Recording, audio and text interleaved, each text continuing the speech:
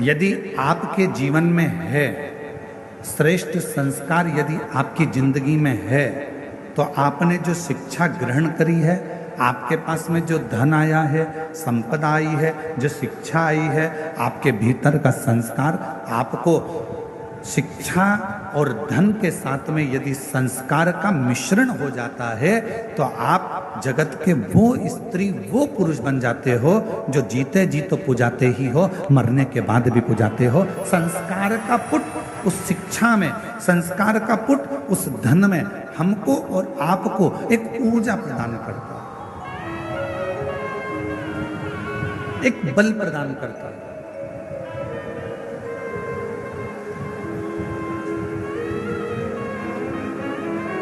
कल कथा में कहा था, और हम फिर निवेदन करेंगे आपसे, आपकी जिंदगी में एक बात हमेशा उतार कर रखना, किसी को आप 1 रुपये दान नहीं कर सकते, बिल्कुल मत करो। किसी को आप अठन्नी नहीं दे सकते, बिल्कुल मत दो।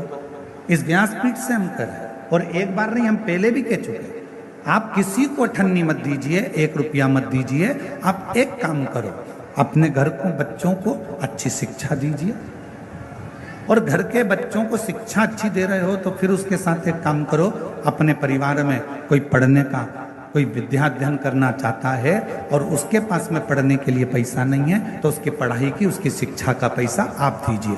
और अगर घर में भी अगर बच्चे अच्छे पढ़ रहे हैं और पैसा है, तो पड़ोस में देखो कि कोई शिक्षा अध्ययन करने वाला हो और उसके पास धन नहीं है, तो उसकी शिक्षा का खर्चा आप उठाइए।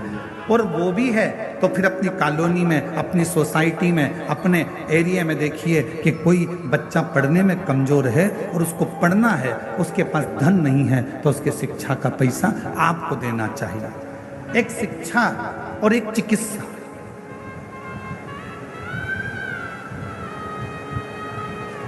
एक शिक्षा और एक चिकित्सा, ये जिंदगी में जितना बन सकता है अच्छे के माध्यम से, अच्छे कर्म के माध्यम से बांटते जाओ। और मत बुरे कर्म कर बंदे, वरना पछताएगा।